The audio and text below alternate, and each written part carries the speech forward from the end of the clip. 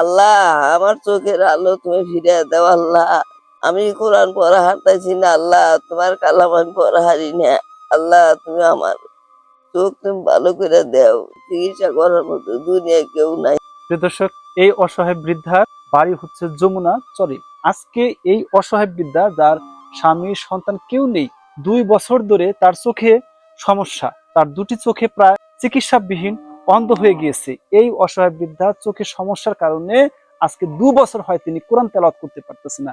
তিনি সকলের কাছে আর্তনাদ করতেছে দুটি চোখের দৃষ্টি ফিরিয়ে আনার জন্য, দুটি চোখের আলোর জন্য তিনি সকলের কাছে দুহাত তুলে প্রার্থনা করতেছে। শুধুমাত্র মৃত্যুর আগে সে কোরআনটা পড়ে মরতে চায়। অসহায় বৃদ্ধার বুক ভরা হাহাকার আপনারা শুনতে পেয়েছেন।